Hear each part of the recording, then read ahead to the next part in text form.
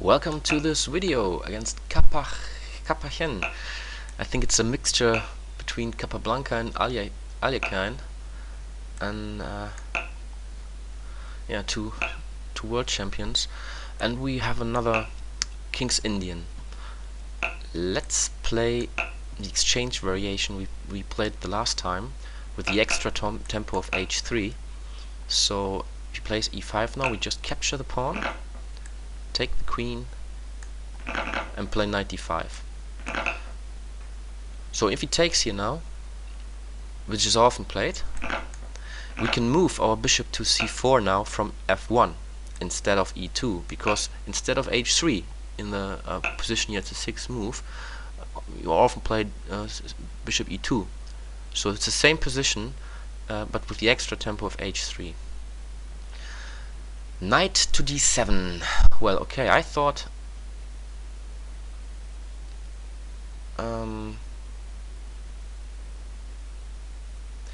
what about bishop g5 here? He can't play f6 because I just take here with check, and I develop at the same time. Yeah, I think I like this move.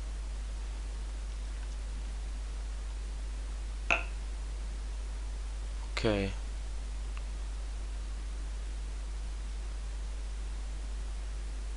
Yeah, let's take here.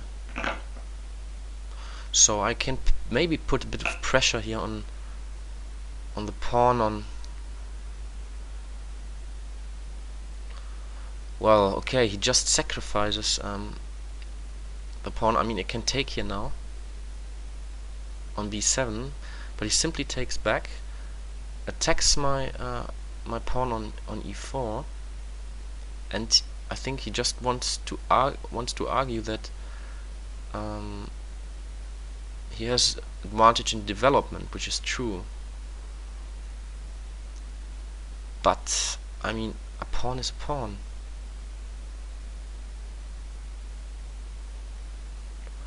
I just defend the pawn by playing bishop d3, and I think I'm quick enough to consolidate. Well, okay, I think I will try this. So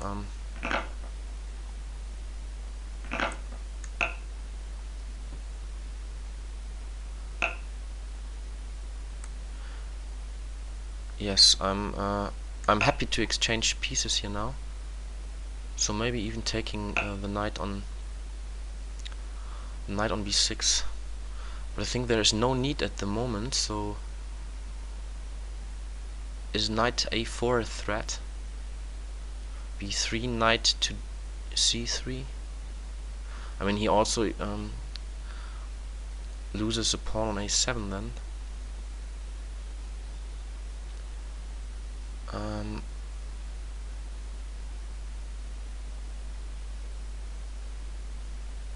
Yes. Well, I just play this. A knight a4, rook to d2. Okay, here I need to take, and then I have to check on c4, and then I will exchange even more pieces.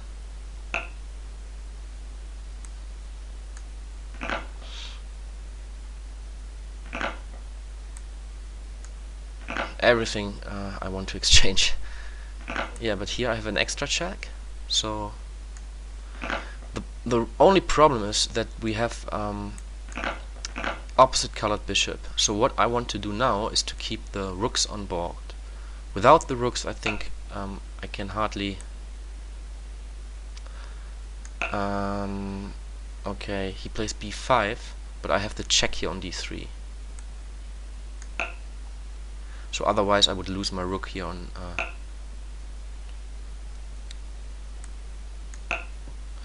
h1, because he plays a check with his rook.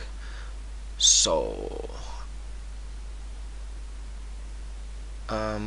yeah, I want to keep my king on a white square, that he cannot attack it with the bishop.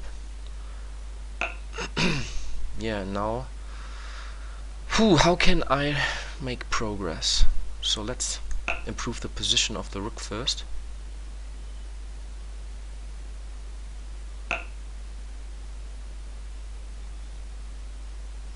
Hmm.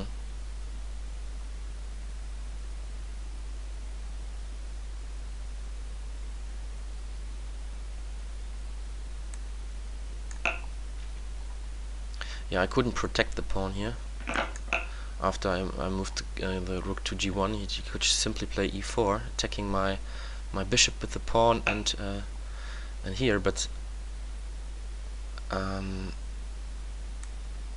now I can take this pawn, and I hope this will be a good one.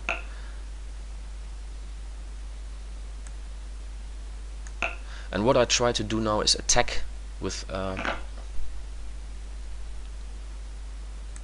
attack him with my pieces.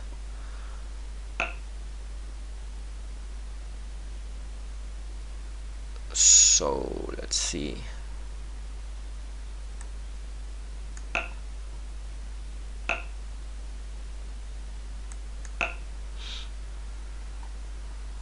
So if he moves his okay here, maybe I can try to checkmate him.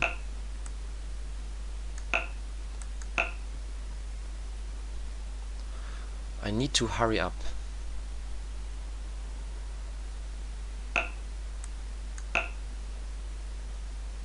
So I want to improve the position of my king.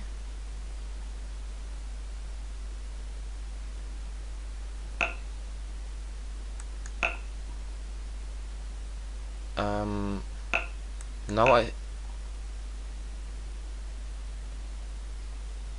let's try to push forward the pawn further. Okay, here's a checkmate, right? Yeah, this was a self-made, so a strange move, rook c5, because I mean, what the whole game, I mean, there was not going on that much at the beginning because it was just an exchange variation, but black played very strange in the endgame. He just lost a couple of pawns. Let's see. Here I was happy to exchange pieces. Maybe the idea of him to sacrifice, I don't know if he sacrificed the pawn, but to go for an endgame with opposite colored bishop is maybe not that bad because I have a double pawn here. But I think as long as I keep the rook on board, I should win this game, because he cannot defend the white squares anymore. I mean, he can attack me on the black squares very good. So we have both chances, but I mean, in the end, I have more pawns. So I think this is very, very strong to attack now on the white squares because of the white bishop. I just need to take care that I don't blunder, and something like I don't know, if I move the bishop, which is a nonsense move, to e6, I would blunder the rook here because he plays rook c1 and it takes my rook. Yeah, here I have already problems to protect my pawn on a2 because he can simply play e4. If he plays rook a8, which happened here, and I play rook a1, he can just play e4, attacking my bishop, and at the same time he attacks my rook with his bishop. So I think yeah, and here in this stage of the game I just wanted to make to promote this pawn. This is an idea, and at the same time attack with my pieces the black king, because he's not shielded that good anymore. But in general, what we also get out of this game, a rook normally belongs behind the pawns. So a good square for this rook is c6 or on or b3, sorry, and put it on behind this pawn here, which might promote. So this bishop now is protecting both pawns, but and the king is also active. So you might put the king to c5 later. Yeah, and I don't know if it's that easy for me to make progress here anymore.